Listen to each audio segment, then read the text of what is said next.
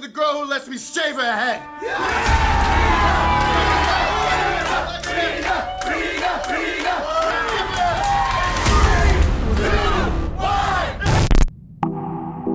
New day, new goals, let's own it, and we're back with a new season of Leaders Create Leaders, Season 6, and I'm your host, Gerard Adams. It's a beautiful morning out here in California, and we're getting ready to go and head to San Diego to meet up with one of the greatest marketers of the millennial generation. You may know him, Billy Gene is Marketing. So Billy, his videos have gone completely viral month after month. I'm talking millions and millions of views, and he's known for helping you turn those views and clicks into customers. So we're gonna go and talk to him about what it takes to build a movement using paid ads, how he's been able to take this formula of generating millions of views and turn those into customers, how he's impacted tens of thousands of entrepreneurs, and how you can start to use his strategy with paid ads to take your marketing to the next level. So let's get to it and meet up with the one, the only, Billy Gene is Marketing.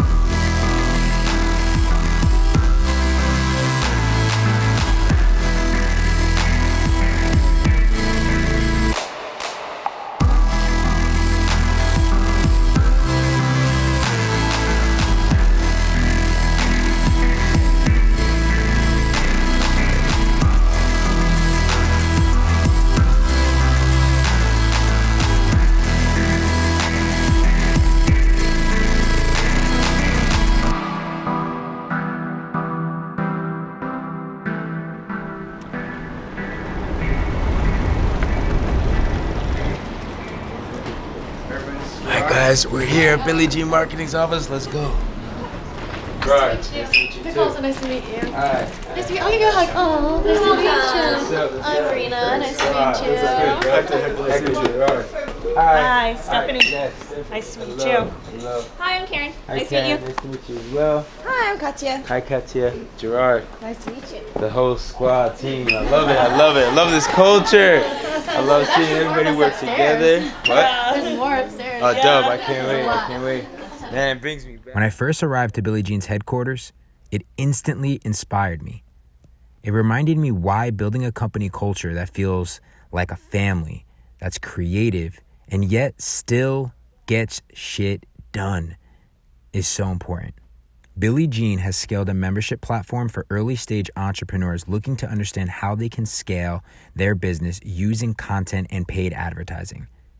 They have achieved growing the membership to tens of thousands of customers, and you can see how the entire office was built to become not only a place to focus on the back-end product, but also to become a content creating machine with a theater and a ton of areas to do live coaching or shoot courses. Yee. This is where we do Sick. teaching every Tuesday, and we have live audience once a month in here, about 25 seats, all recline, like the Sinopolis. Everybody likes those. It was clear to me that if you want to succeed in an office today, it better be creative, inspiring, and have a media company built in-house to keep up with marketing to millennials and the next generation. Play Xbox in here and shit. Cool. You got the G for me and everything. You guys did the G and everything. No, yeah, no, this is epic, you know, to be able to kind of bring this live. I mean, this is what we love doing with Leaders Create Leaders too, is our live events where I kind of interview people live, bring an audience. There's just nothing like the energy, man, of just getting people in a room, you know. So, like when people come in for a live session, they can take like some swag for free, and they just pick whatever they want, and they can just take it, some bottles, whatever they want. Nice, Yeah. amazing. That's Kind of reminds me a little bit of when I went to interview Aubrey Marcus. You know, they have a lot of stuff. I watched like this that. on That the was wall. great. The 2-part series. Yeah. That shit was dope. Yeah, it was cool. That was a really cool episode. That was fun. Coming- And it's like multiple people teaching, or is it Billy always? It's always Billy, and then we usually have a guest once a month. As the day went on, it was clear to me why I loved Billy. He was completely raw and unapologetic. I mean, you can see it in his ads with his creative skits, like my favorite, The Wolf of Wall Street.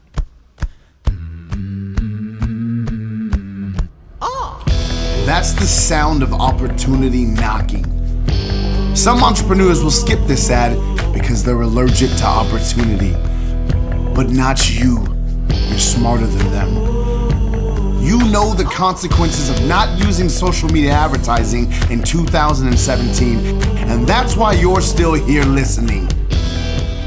Even though most companies have front-end offers like $1 trials or $47 to $97 a month memberships, what most people don't see is what's going on the back end. And Billy had his sales reps running, making sure that they were taking qualified calls all day to sell customers to their profitable high-ticket offers. Yeah.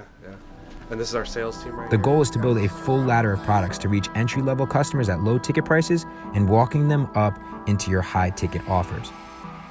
This is how you can build a multiple 8 and even 9-figure direct response online course and coaching business, which it seems Billy has started to scale into. Billy Jean. Billy Jean. Billy Jean is Genius Studios. Poppy, this is the crazy, man. What's up?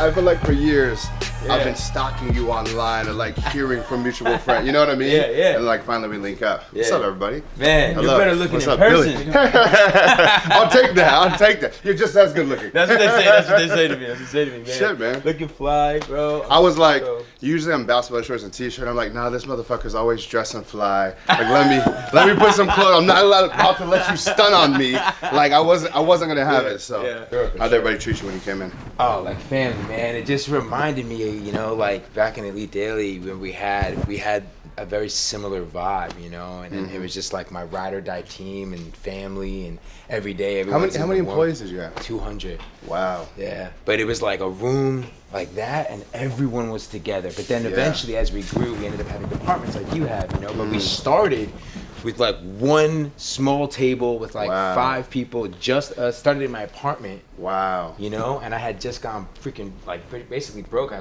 lost everything in the stock market and I had to bounce back. Oh, was that your background before Elite? Yeah. Wow. Yeah, marketing. It was marketing, but specifically for publicly traded companies. Wow. Yeah. Shit, I gotta dive into your story. I don't want to take over, but shit. For sure, we gotta kick it. But How did the exit from that happen? That's what fascinates me. That's a chapter that I haven't turned yet, and I'm like, I feel like I have this skill set, and I want to deploy it at like so many different things and build that thing and then sell it. But I've just never been through the process. You're doing it. But this is a machine I want forever that feels the rest of the brand. You know what I mean? But I'm like, how did that even come about? Yeah. Like, you know what I mean? And what made you make that decision? Because I'm sure because it was your baby. There was probably a time when you were like, I'm never selling this. This is what we do. And then you're like, get this shit out of here. I'm selling it. Like, what changed? Like, Oh, wow. I had this AC on too. You know, for me, it was, first of all, I didn't want to sell. Like, just make that clear. Like, when the exit came, I was like, no, it's not enough money. You know, I thought, you know, if easy, we should be getting over $100 million valuation. 50 for me was just like, this is nice, but like we got something way bigger. We're doing something that I can see that there's like brand, like there's brand equity that I felt the Daily Mail didn't necessarily really value. You know, but at the same time, Facebook was changing, man. Like the way that we were able to share content and get views on Facebook back then was like all of our traffic when you came posted from that. and people saw shit. Everybody saw our shit. You know, you couldn't go on Facebook without seeing an Elite Daily article. Wow. You know what's funny from a valuation standpoint? I didn't even think about how that impacted so many people when they killed the algorithm. Yeah, exactly. Right? Like I was thinking about the individuals, the small businesses who my audience is, but like a major corporation where your main revenue or source of attention is there. When they flip that switch, like what happened in the office? Exactly. Were y'all going nuts? Like, that's what it was. That's what it was. We were on pins and needles. You know, it was like the algorithm was switched. We knew what was going to happen. We were at the height of 80 million unique visitors per month. Wow. And my co-founders were like, yo, G, at any moment this is gonna go to, if we're lucky, half that. So they were like, we need to get out. You know, this is a win on our belt. You know, we can take this win, learn You're from proud it. of it, like everything went well, but and it was $1 billion corporation, so we felt like, okay, you know, like that all of our people are going to be taken care of, and the company's going to continue. They're not looking to just buy it and squash it, like, and to this day, you know, millions of people are reading Elite Daily, so I'm proud of that. So here's the other side of it. How did it feel when you sell this shit? You said 50 mil? Yeah. You sell something for $50 million. And then I'm sure there's all kinds of fees, etc. But when you got the big transfer into your shit, and you saw it, and it wasn't on paper no more. It wasn't valuation. It was like, no, motherfucker, that shit's in the bank. Yeah. How did that feel? Well, first of all, you're like, you have crazy anxiety because, like, as you know, a deal's not closed until the money's in the bank. Exactly. Right? Like, until the deal, like, I'm sure you tell your sales team, right? Like, it's was nice. it no sleep before that? Oh, yeah. Like that week before, yeah. was it just pounding through your and it was chest? like end of the year going into the new year, so we knew the holiday was there, and just anything can happen with a corporation like that. They have the money to just Bad be like, press, pull out, you know? So we were just on pins and needles. And believe it or not, I was the last to give my wire information. Wow. The reason being is because I had never gotten a wire this big before. Yeah. So and I had gone from making $1 million. My agency before that had done 10 million before everything came crashing down with the public markets, right? Yep. So this time around, and after I had lost the exotic cars, I had lived that lifestyle, I was like, yo, I really want to protect this money. We'll talk about generational wealth. Yeah. So I rushed to create an irrevocable trust and put it in a trust that I can't really get access to the money, so that I would stay humble and stay on my grind. Yeah. The discipline, because I already knew by having so much access to it, I'm gonna get back to just buying 10 whips, all these homes, like do all this stuff. So I was like, yo, I'm just gonna like act as if I didn't really get that money. So it's on whatever happened that first time. That was the best shit that's ever happened to you. Yeah, for sure. Wow. For sure. So I put it in that. I invest that money, but I don't touch it. I don't have access to it like as easy as where when I used to just go spend 10, 15K at the club. Right. Now why I'm like, not? now I'm like, I'm got way smarter, and I'm now like, really just looking at. But when the transfer did go through. But when the transfer went through, shit was lit. Shit was lit. Who did you call first? Who did you? Definitely my father. My father always cracks at me. He's like, "Don't tell nobody," you know. But yeah, man, and it was just a great feeling. I went and took care of all my parents' bills. There's nothing my parents paid for anymore. Their house I took care of. I went to my sisters, gave them lump sum checks. Yeah. Like, take care of your people. And for me, that was the best feeling. To just surprise the people I love and just take care of them and give them freedom. Flip side of that. When you broke them up, hey, lump sum, y'all are squared away. Did you also, because we know money goes, right? Yeah. Do you find yourself in a spot where people are asking you for cash a lot, or, they come get a little bit, then they come back for some more, and now they're depending on you as a part of their income? Like, did you hit that? My immediate, I'm talking like my sisters. Yeah. And I believe it or not, my family doesn't ask me for money like that. They really respected me, and they have so much pride that they don't even want to. Which makes you want to give more. Which makes me want to give to more. It's the people outside of that immediate, my sister and my mom. Outside of that, that's where everyone became my best friend. That's where people are coming to me, and I actually almost gotten like pretty much murdered. Because I had a kid that came to my house for a party that, like, when the party ended and I was getting everybody out, and this kid was just waiting. He was like, let me work for you. I'm like, yo, bro, listen, you're lit. Like, chill out. You know what I'm saying? We'll talk tomorrow. And next thing you know, he wouldn't leave. He's like, yo, I'm not leaving unless you give me a job and you hook me up. Like and then, squirt up on me. Here's the deal. You think I'm asking, but what's good with that job, though? Yo, next thing you know, my man picks up like a weapon, and in my apartment, I'm being threatened with a dude that I had just met that was like, yo, if you don't hook me up with money, like, so. What did you do? I ended up hitting him. but then I ran behind like a dining room table. Yeah, and I'm playing this like this, and so you're like, guys, I don't.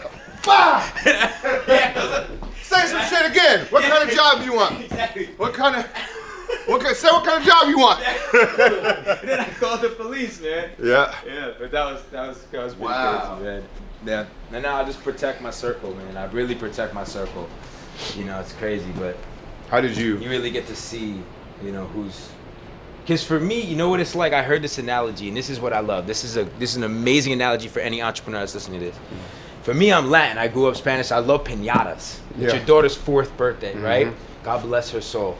What happened at the party? You have one at the party. Yeah. So you think about a piñata, right? And it's like you got all these kids that are around the piñata, and everyone's putting the blindfold on. And just like entrepreneurship, you spin the damn kid around, and then they're blind, swinging at everything, right? Swinging. You're missing. Then you have a couple kids that maybe hit it, bang, bang, but it don't break, right? Then all of a sudden, some of the kids get tired, and a bunch of the kids start just dwindling off, right? They start going, they want to go on the swings, they want to go play over there, they want to play over here. And then finally, one kid, wow. And only the kids that are there waiting for that moment get the candy. Loyalty. You know what I'm saying? So for me, it's like my ride or die team, you know, my ride or die friends, like I got them. Like I flew them all everywhere. I've hung out with, like, you know what I'm saying? We're family. I break bread with them. My team, they got lump sums of checks because I had an ESOP plan. So a lot of my team who stuck with it for those years earned equity, earned it. You know what I'm saying? So some of my core executives, man, they got like big lump sums of money they never had before. Right. So it's like the people that will stay with you, man, when it's hard. What about the people that bounce right before it happened? Then it's like, hey, but But yo, bro, welcome to Leaders Create Leaders, man. Appreciate Thank you you so having much, me. man, for allowing me to come through, be in the. Oh, come on, man. in Thank the you for coming HQ. through. Yeah, this is sick, man. So inspiring.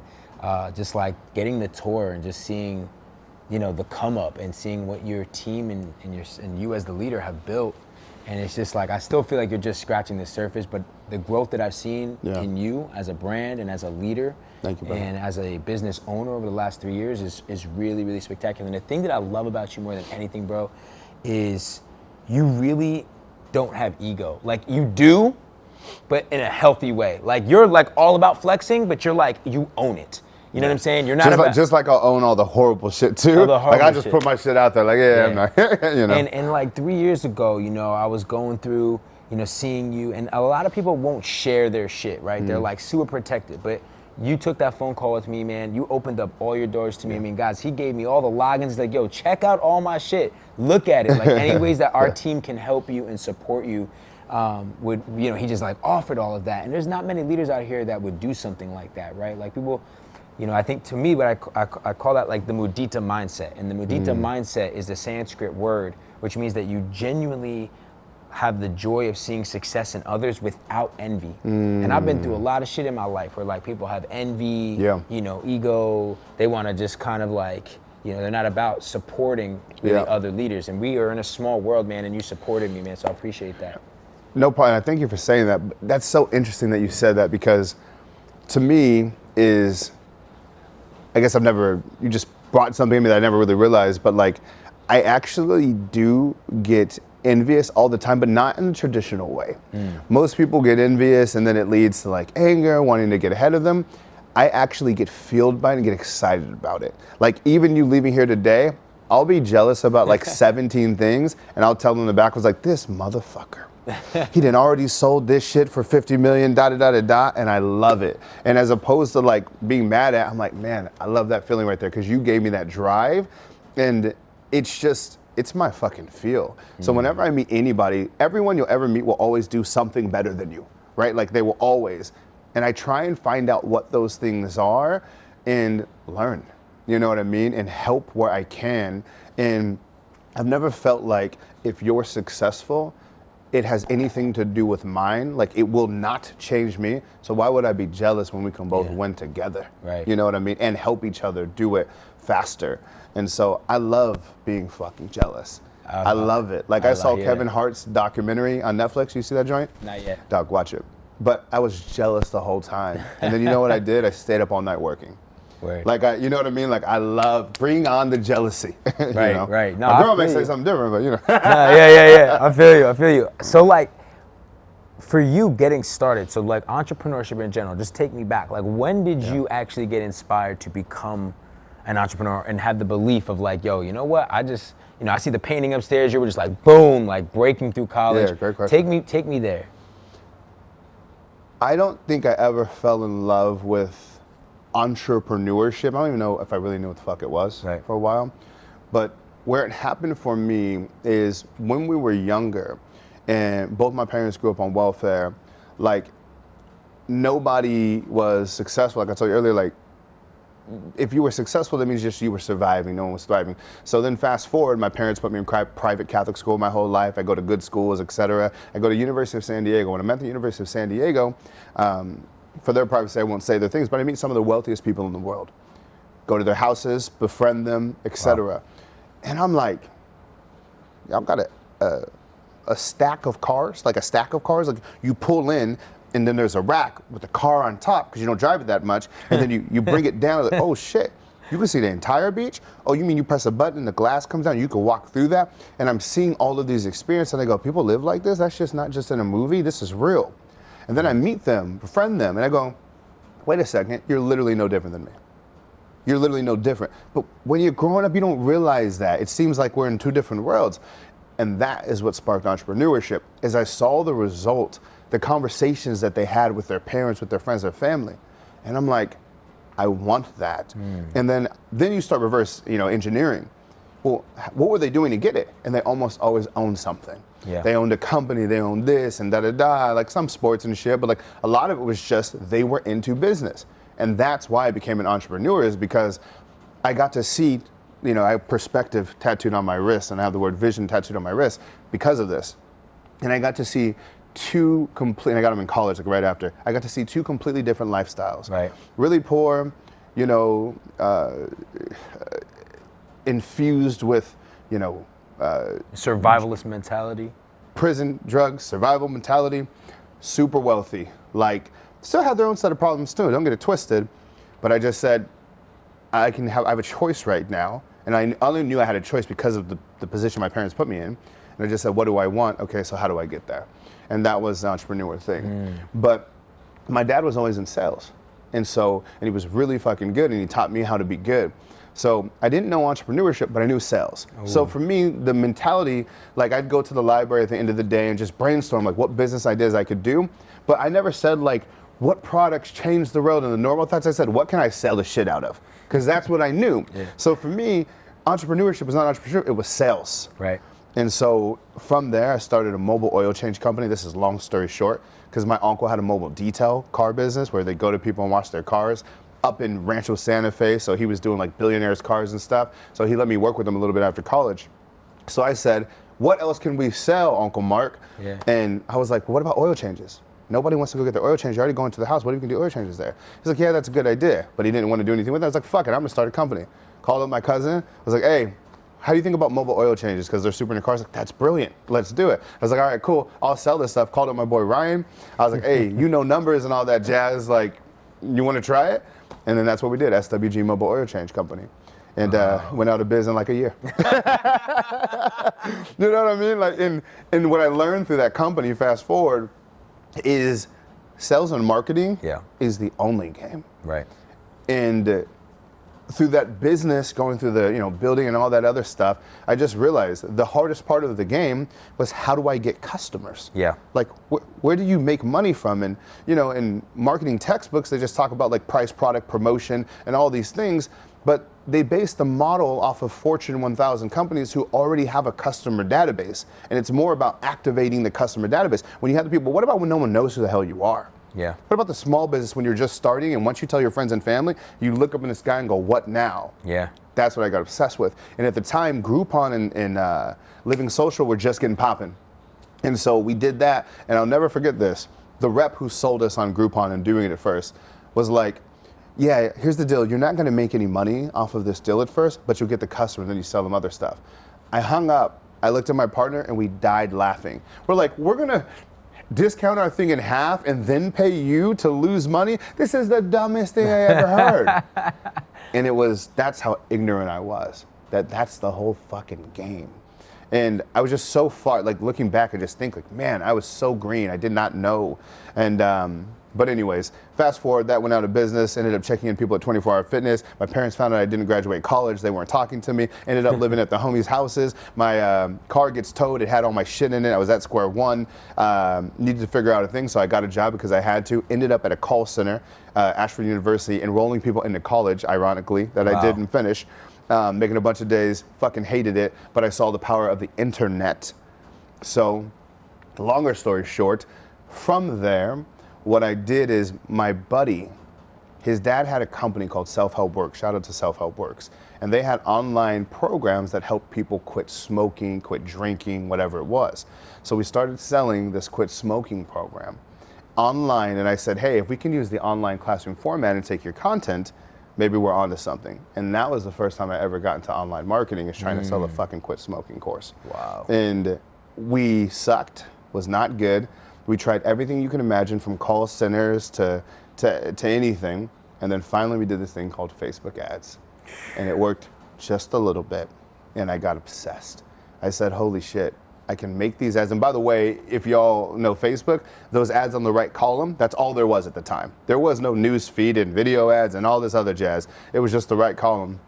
And we tried it. We made a sale. I was obsessed. I loved it. The psychology of what to write, the psychology of what picture to show.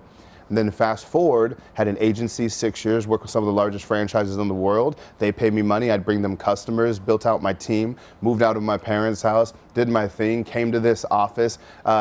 People started asking, how are you getting those results for small businesses? Went into education reluctantly after doing the agency successfully for 6 years. And then next thing you know, I had my team, and I had to make a choice, because I realized that we only had a small team of like 12, and we were spending a lot of our time on agency, and then we're also spending our time on education. And it was pulling us apart because there was no organization. So I said, we have to fucking choose. What are we going to do? Go on an agency and say, fuck this shit? Yeah, I kind of saw when this was happening in a Yes. sense. I Yep. kind of saw, because like we were still promoting the agency on one end, but then I saw you started going into the education market as well.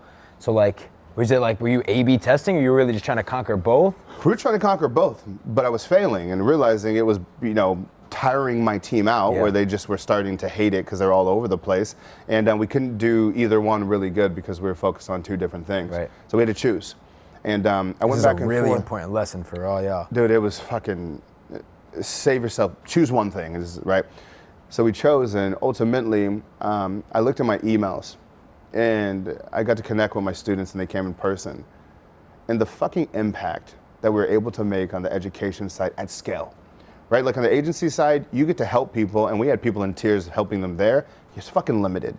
And to scale, it's people business, right? You have to hire more people, build business, more capital, et cetera. And I said, especially with my experience with college, not finishing, and seeing how it like literally didn't prepare me for my next chapter, I said, fuck school, we're gonna take over. And we went all in, and I sent out an email that said, hey, I just wanna let you know we're giving you our 30-day notice to like 150 clients. Wow. And fired them. Mind you, the income that loss, we did not have it replaced. Like there was no cash. So it was burn the bridges, right? Burn the boats. Yep. We're stuck on the island, time to make it happen. And that's when we went all in on education. Yeah. Wow. It was a journey. And I also too, like you, like we talked about earlier, is I saw the people who were doing education, and none of these motherfuckers had agencies. Like they were all teaching, and they didn't know. I was like, how are you teaching? Like based off of what? And so when we came in, we're like, we don't care what anybody says, we're the best because we do this. Yeah. We do it, our hands are in the trenches, we we just fucking murdered everybody. To me about, let's talk content for a second, right? Like at what point, for me, content has been everything. It's been my entire career. My last company was basically a content publication, but I didn't really think about how I can leverage content for me as a brand, and then leverage that for my business. You basically, I mean, your face is everywhere. Like it seems like you really got this. You got this early on. Yeah. So for me, like, how has it been for you understanding how content? Two people. One a long time ago, and one most recently. This is an important lesson. Number one was Tyler Perry. Kind of a weird figure to mention in the entrepreneurial space, even though the guy's worth $500 million, maybe more now, and has like the biggest studio in the world, whatever. But Tyler Perry got so much shit initially when he first came out, started making his movies. People were like, oh, those corny, they're funny. People didn't really know how to feel about him. But Tyler Perry did one of the smartest things that I've seen from a marketing standpoint to leverage someone else's advertising dollars. Think about this. Every time someone makes a movie, think about the Avengers. What do you think they're spending in advertising? 100 million like the Avengers? It's maybe 500 million. Maybe it's crazy the amount of money that they're pumping into there. And what Tyler Perry did as a director is in every single one of his movie titles for the longest time, he did this one thing. He added Tyler Perry Presents. So every single time the movie was released, it wasn't just like Madea's going to jail. It was Tyler Perry presents Madea's going to jail. And he was not paying for any of the ad dollars, the studios were. So every time he had these projects coming out, they were just branding the shit out of Tyler Perry. And it's funny because when you think of directors, you can really only name like 5. Yeah. James Cameron, Quentin Tarantino, Martin Scorsese, and I think we're out, Tyler Perry. Because he fucking made them pay. And I just thought that was so fascinating to me. So when I named my company, it was, okay, look at the landscape. Who's in the marketing space right now? Just a bunch of old white guys that nobody's ever heard of before. So how can I be different? And I'm like, fuck it. When people think of marketing, I want them to think of me. When they think of sports, you think of Kobe, LeBron, Ronaldo, whatever. But when you think of marketing, is there a name there? No. Oh, there will be. So I named the company Billie Jean Is Marketing. Specifically. So even if you don't like me or know me, when you tell people who is that, Billie Jean Is Marketing, you're telling motherfuckers I'm marketing. Yeah. And that was the switch with the personal brand. And then I realized is the people that are getting paid the most for appearances, the most followed, are simply the most recognized. Like, what is fame? Fame is just knowing who somebody is. Yep. Like, it's the most illogical thing. Like, who is Kim Kardashian? We just know who she is.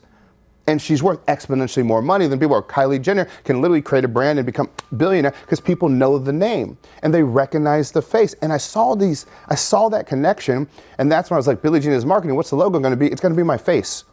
So I can leverage other people's things. If I speak in an event, they include my face in the logo. So people recognize it. Billboards in San Diego, I want people to see my face and make it recognizable because now it's worth more, assuming it has a good connotation with it. Yeah. Right? So that was that.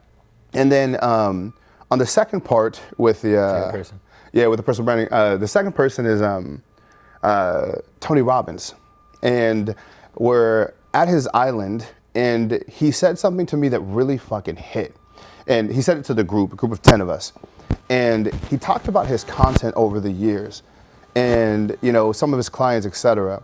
But when you consume something from Tony Robbins, it may fuck around and change your life.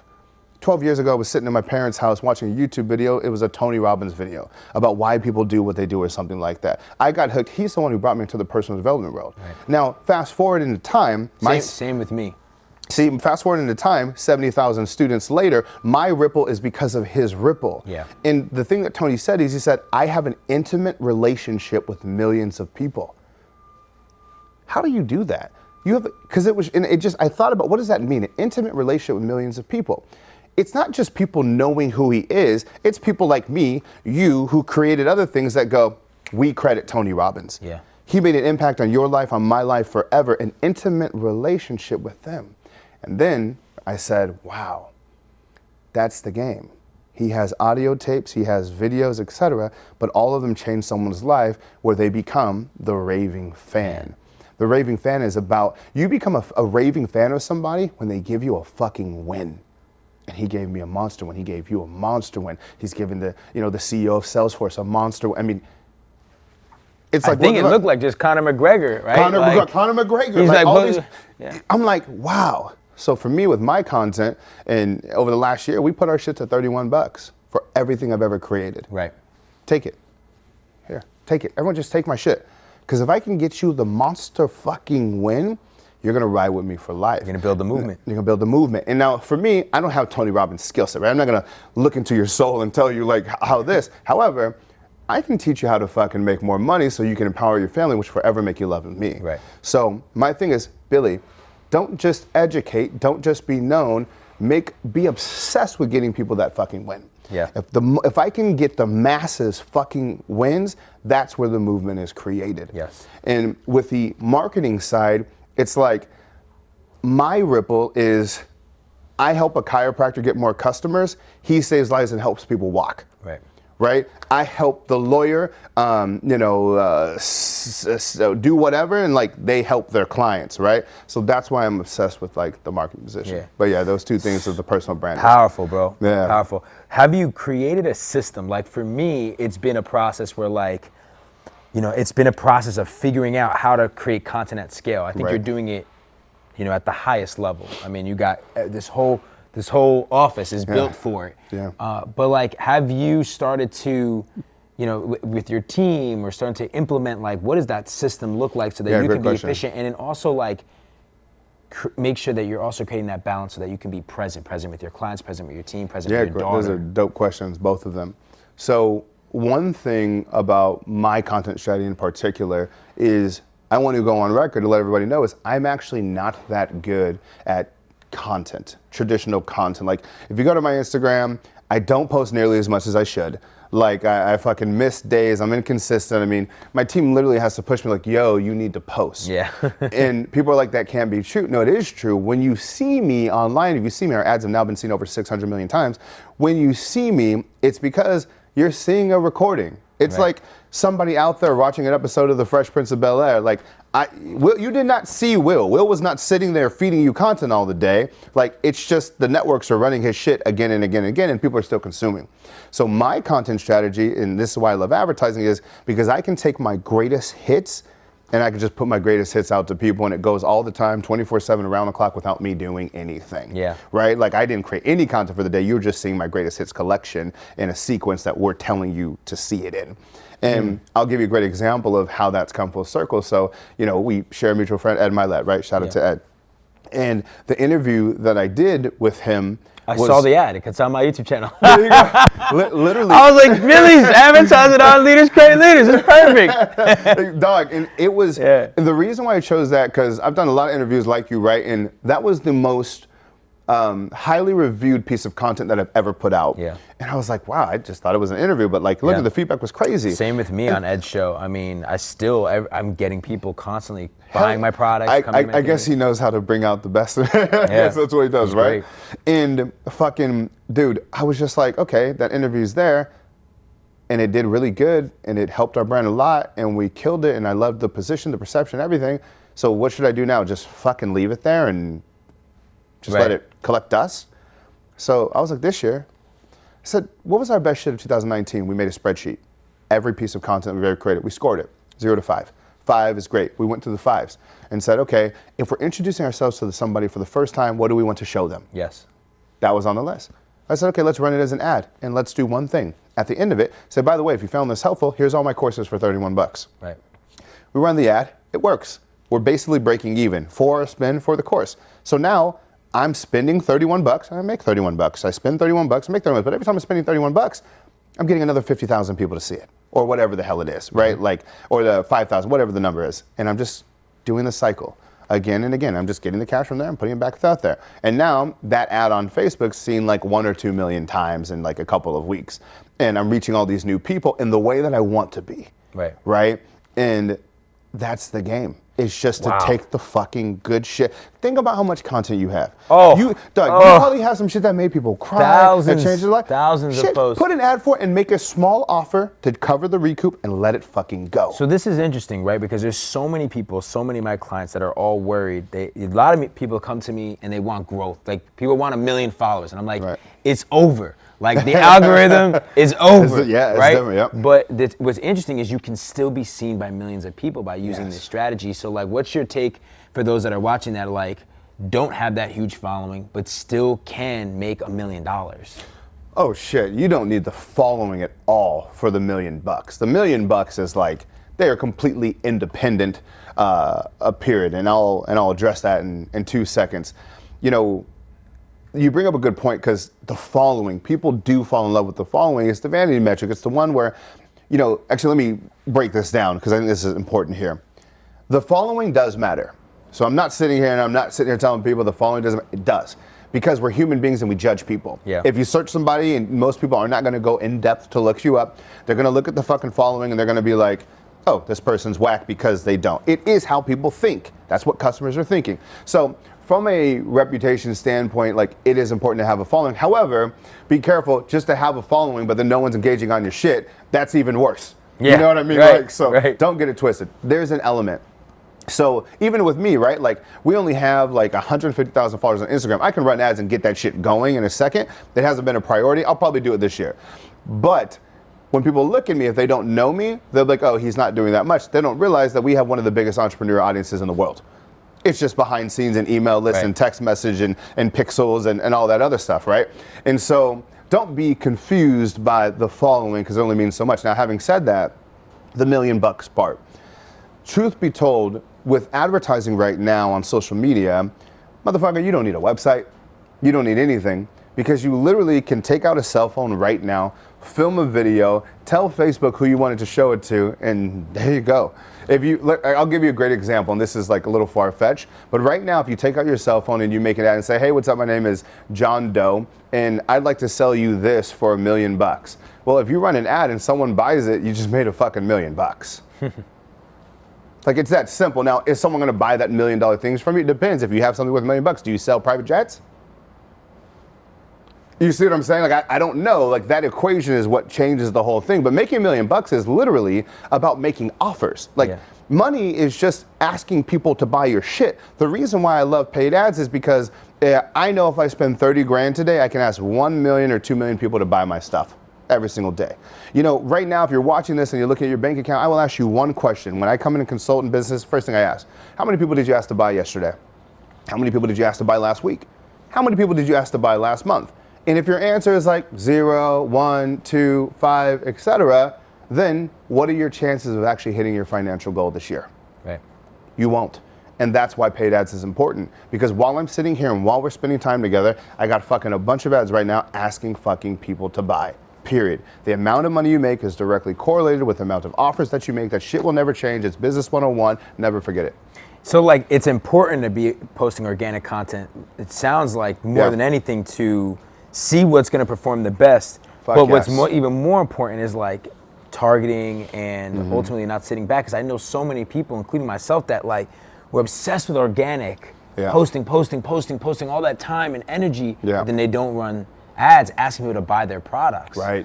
You know, and it's crazy because Facebook. I mean, I built my last company on Facebook. Yeah. And, you know, it's unbelievable the amount of reach that you can have. Here's where they marry too is when you're thinking long term and you're thinking about brand. So the ads I'm telling you about, sure, you can pop up and ask someone to buy something. Maybe they'll buy and maybe they won't, but people won't remember you that way. Right. What happens is people will see our ads and then they go to our Instagram, Facebook, YouTube, LinkedIn, etc. So you do have to have both now. In today's marketplace, you gotta have both. Like it's not an either or, like I'm only gonna do this. Do both. Because we make buying decisions based off of stalking people. If you may see an ad for something, but then you go stalk, if you haven't seen a post in a year, what's the first thing that you think? Scam. Yeah. Not real. Bullshit. Da-da-da. That's why you got to have the 1-2 punch now. Yeah. And would you recommend us to build that trust, like over time? Like, especially using paid ads. Like for us, like we're looking at my best performing content now, and I'm starting to take all that best performing content and actually like using it similar to an email nurture sequence where I'm like showing some ads, giving value, and then boom, trying to hit them with like based on their behavior, how long they're watching the video, then starting to make offers with them through that sequence. I think the best way to build trust is extreme transparency and extreme demonstration. Like whatever you are selling, product or service, just fucking show it. Do not tell them. So for example, if I run an ad and I say something like, hey, what's up, it's Billy Jean. I'm one of the top digital marketers in the world. I've done this, I've done that, me. Everyone is gonna go, fuck this guy, get off my internet scammer, da-da-da-da. But if I go, hey, what's up, it's Billy Jean, and right now, over the next 2 minutes, you're going to see me take this restaurant and bring it to max capacity, or take this spa, and I'm going to bring them 290 appointments within 24 hours, or take this, da-da-da. Now you're like, oh, okay. And then I show you it. I record it, and I show you it, and then I say, will you buy my stuff? Even then, you will still be skeptical, but nowhere near the amount of skepticalness as me just telling you. So the obsessing on like, what's your demonstration? If you're, a lot of coaches, right, who help people within, it is, to me, if I'm a life coach right now, my strategy is not going to be to tell people to sign up for my coaching. It's going to be, this is Sarah.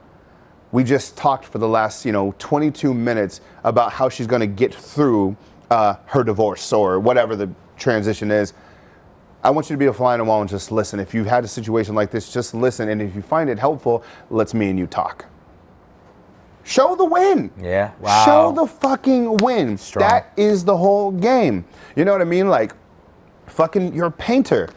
Time lapse the motherfucking painting of you making it. Like, seeing the journey makes the fucking process, right? Love it. Fitness is the most crowded, right? Like, a lot of my customers in 2012 were gyms, like, right? Like Orange Theory Fitness, and like I did Local Legion from them. And just putting up an ad and saying, come to my gym, it actually worked in 2012. Like, it was great. Yeah, but now with fucking so many small businesses, so many gyms, and everybody being into fitness and having a fitness plan, like, it's not enough. No. And if you're a fitness company today, document the fucking journey. Sell the journey. And I say this not because that's cool to say. Look at the fucking most successful things in your industry, AKA The Biggest Loser. It's the biggest show in the fitness space.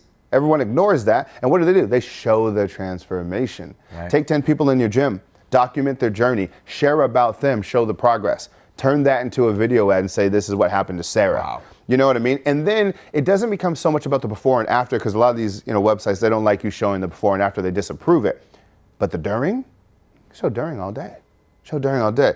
And the reason why people shy away from it is it's just harder to do. Harder to do, for right? sure. You gotta have fucking cameras running all the time and da-da-da. But it is so worth it. It is. Whenever I come in a company, when we create an ad where just blow somebody away, and by showing them, it's like, your ad can suck. You can say it horribly. If it's just impressive, it works. Woo! What? That is such a powerful ad strategy. I can't imagine how that would transform. Well, no, even take like your shit, right? Like, I mean, you have so much fucking fire content. Like, you can literally take any of those things and put like a little offer there and never turn the ad off and go so fucking fast. No, totally. Definitely, You know what I mean? definitely. But what's exciting is like after this today, someone from San Diego that I mentored many years ago has become a multimillionaire. He has a mansion here. Wow. He's like, yo, come here. He's like, I want to be on video and I want to talk about how you changed my life. But like, for instance, before the interview started, you asked me like, what brought you to LA? Yeah. You know, I never used to document much. You know what I mean? Like, this is still, although people see what I've done in a short period of time with my personal brand, like, I'm not used to documenting shit. In fact, I don't like it. You know what I mean? Like, I like storytelling. I love filmmaking. I love, you know, and that's the perfectionist in me. But really, I realized the power in documenting and like showing that journey is. Have you huge. ever created a video that doesn't document because it's past, but goes back in time, sharing your journey about how you took this fucking concept and then sold it for $50 million bucks? You know what's funny, man? Like, I don't think so. I get people who ask me all the time for my story that don't know me, and I have one video that's like, who is Gerard Adams, that we did. I never put any money behind it. That's the problem. Yeah. Just threw it out there. Yeah. And how we was did it received? So what's crazy is I only really showed it out of speaking engagement. I haven't really even. Dog, I would take that video, and instead of like, who is he, I would like address like, look, you know, everyone's looking for leadership online, right? As entrepreneurs, we're looking for the guidance. Who can you trust? Who can you not trust? Now, I'm not telling you to trust me, but trust somebody who's been there. Let me give you an example. Here's me in 2012. 2012, I was da-da-da-da-da, so forth. I had one desk. This is the fucking desk. Let me fast forward and show what happened. See this article? Elite Daily sells for $50 million. That was my shit. 200 employees. Here's our team. Picture a photo. That's what we did. So all these little fucking gurus that you follow, like, here's the shit that's actually real, Googleable, searchable, da-da-da-da-da. Now that I have your attention, let's talk. Like, even just that, you know what I'm saying? Like, because if I see that, I'm like, oh, he's a real motherfucker. Yeah. I don't need to know a bunch about you. I don't have to have history and be able to shit. I'm like, this shit is right there. You can go, you can look. Yeah. You know, Yeah. like, fuck. That to me. You say Yeah, how it's to build trust. Wikipedia, you know what I'm saying? Dog, that's what I'm saying. Like, how do you build trust? That's fucking trust. Yeah, word. That's fucking trust. I need the some more Billie undeniable. Jean in my life. That's you know for what sure. I mean? Like, Fuck dog, with I'm it. telling you, because that shit is, even me, like, you know, as we're talking earlier, I'm like, dude, that is such a fucking accomplishment. And being young as fuck too, fucking Latin, like, you know what I mean? Like, it's, dog, that story, like, again, you know that story and tell it the way that you want with your fucking creative time one time, and then just let it run all year long. Yeah, I fuck with that, man. You know what I mean? Let it run all fucking year long. What about like, yo, you're an expert also at like viral videos. So you're an expert at like, you know, what you just talked about is like really helping to understand a frame that's gonna build trust and ultimately convert people into your products, into your community, into your movement. but you're also like creative as hell. Man. I've seen you in Thanks. leprechaun suits. Yeah, You've we're been doing like, some weird shit. the Wolf of Wall Street. You were the first to do it. I mean, you had everyone in the marketing industry copying you. Yeah. You've done so many different unique type of videos. How do you conceptualize that, and like, how has that helped the business? It's a good question. So if you have watching this, you've seen my ads before. If you haven't, there's basically two types of ads that I create. One is really focused on like selling and bringing somebody into our community so we can give them that first win, right? And honestly, the most profitable ads that we run, they look like this. Hey, what's up? It's Billy Jean. I'm in the office right now. Blah, blah, blah, blah, blah. Problem, solution, like call to action. No high production, nothing. Those are the wins. But the ones that make me remembered are the ones that get me the speaking gigs and connecting with people. They don't perform as profitably typically. They still will do well, but from a fucking branding standpoint and being remembered, they fucking kill it. Wow. So all of those things are all about being remembered, and I've just found, when I was coming into business, and maybe you guys relate to this, maybe you relate to this, but I just remember thinking that everything was so like corporate, and maybe because I went to fucking USD and like that's how it's positioned, is like business is this corporate formal thing and suits, and that's kind of how we trained in. What I started to learn is as I met more entrepreneurs, motherfuckers are cool as hell and they were just people. And when I owned that, like they're just people like me and you, and they want to be entertained and they want to fucking laugh and all this other shit, that's when I started being creative with like, well, let's just fucking treat them like people. And let's talk to entrepreneurs by doing funny, weird shit. Like that's my personality. And what I've found is it works like crazy. And I think it also works just because people undervalue the power of being different. Yeah. We know it, right? If I tell you, be different, it's like, oh, cool fact. But like you truly undervalue it. And to me, when the whole entrepreneur space is fucking serious and quotable, I can literally not even be that funny and be fucking hilarious because nobody else is. Yeah. You know what I mean? Like So it's just, true. so to me, I just understood that like when the fucking market zigs, I try so hard to zag. And I'm just a natural zagger. That's why we even spell, I don't have my genius shirt on, which is rare, but that's why we spell genius differently. Yeah. You know what I mean? It's about that creative, that edge, like we're just fucking weird. And just weird fucking sells and it wins. Hell yeah. Period. Like it just does. And so I don't think it's that I'm fucking braver than anybody else or like more out there than anybody else. I've just tested it uncomfortably a few times. And when you're doing weird shit, but it's printing fucking money, weird is fucking awesome. You know what I mean? Hell like yeah. when that shit is printing fucking money, it's fucking helping a massive amount of people. And it's fun. And it's and it's fun. Like damn, like dude, like for me, one of my highest core values, my first core value is safety and security for the people that I love. But the second one underneath that is having fucking fun. And I just feel like, again, business has this serious tone and demeanor traditionally, but like I come to the office today and say, how the fuck can I have fun today? Yeah. You know what I mean? great. Like, how can I have fun? And people are like, what do you mean? This is business. Fuck, we spend most of our lives doing business. I don't want to spend most of my life not having So fun. true. Absolutely. And people are like, shit, like don't hire your friends. Me and Paul knew each other right here behind the camera for a fucking decade. He's my friend. He's a talented friend, etc. Like I got fucking cousins that work here. Again, they're all qualified and get the job. But like to me, one of my buddy Matt Falk, shout out to him. This is a good lesson for everybody. So I'm solo at the time. I'm starting to get into ad stuff, and I'm making like a decent amount of money just fucking doing my own thing. I'm probably making like fucking 50 G's a month or like 30 grand, somewhere floating in there. I'm happy. I'm cool. Very small operation, working from the house. Cool. He's like, hey, come to my office for the day. I go into his office. It's downtown San Diego. He's got a basketball court in there. There's like 10 people in there. And I walk in, and I didn't realize I was hating, but I was. And I go, dog, pull him aside. This is tight, but like, why the fuck do you have all this overhead? Like, that's just like, what are you doing? And I'm kind of like snobbish at him. And he just kind of laughed, and he smiled, and we shot the basketball, and he said, hey, here's the deal. I can either build a dream by myself, or I can build a dream with my friends. Which one's more fun? And I said, well, fuck you. Because he was so right. And I just caught it in that of like, like my girl, like she still does a lot solo and virtual and stuff. And sometimes she like,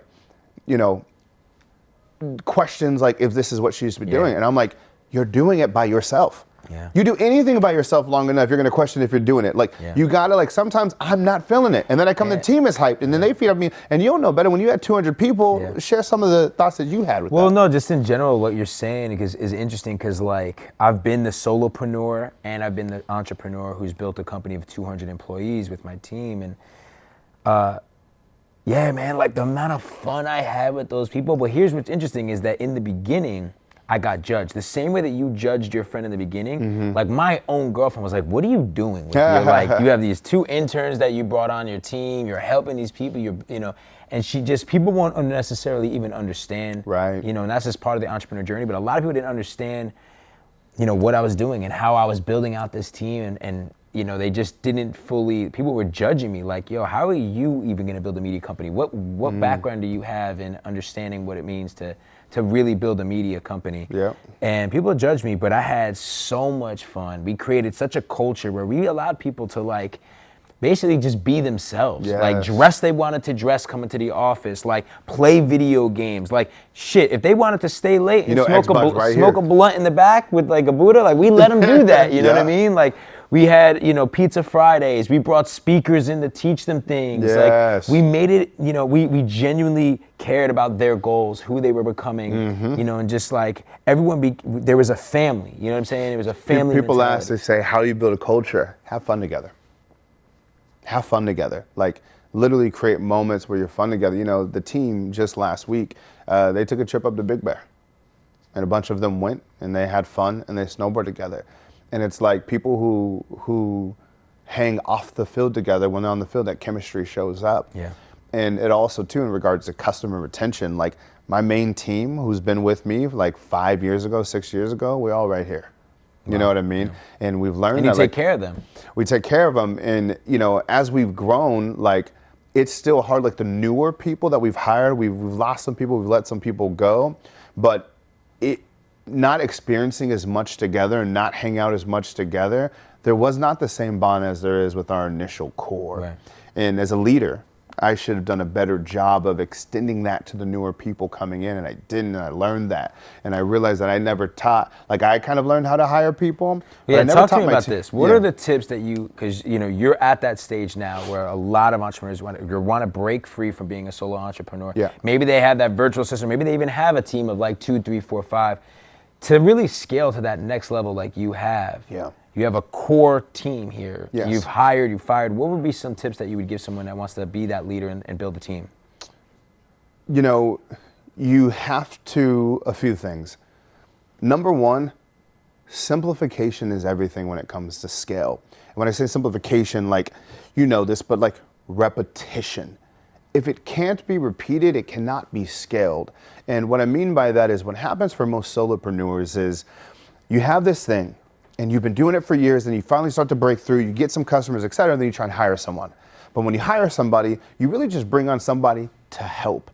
And you tell them they're gonna have one job, but they end up doing 4 other jobs, and that's what leads to overwhelm, confusion, them getting resentment, and you end up saying, God, no one can do anything right. They're just so fucking lazy. Wow, it's so true. It's like, no, motherfucker, you gave them 6 jobs. Because you did 6 jobs over 6 years, and because you know all of that, you expect someone else to, and it's the biggest fucking mistake ever.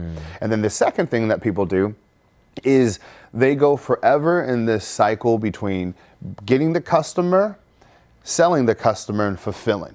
So they go and hustle, they do an event. Oh, I just got 3 clients or 3 customers, whatever it is. Okay, awesome. So then your focus shifts over to selling them. Okay, hey, let's have the conversation. You sell them. Then once you sell them, your focus shifts over to fulfillment. Okay, how do I get these people results?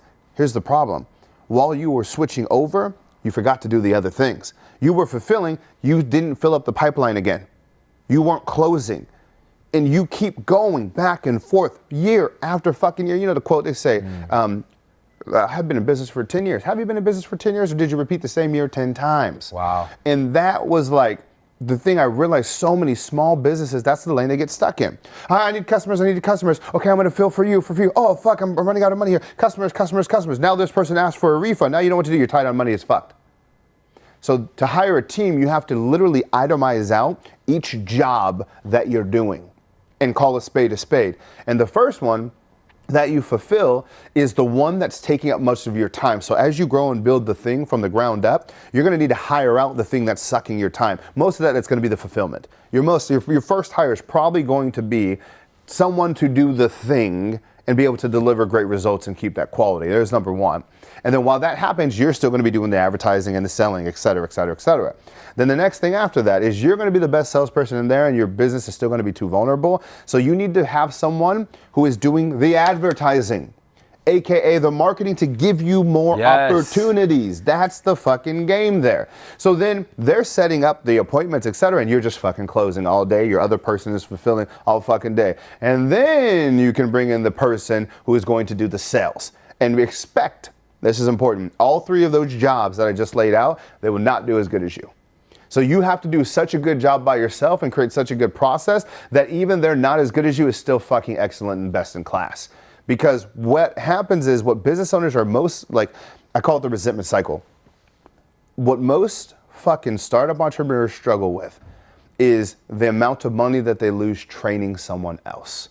So for example, while you train that other salesperson, you're going to lose money because they're going to miss people that you didn't. While you fulfill, you're going to lose clients on the retention side because they're not going to do as good as you. On the marketing side, you're going to miss opportunities because they won't see it like you do.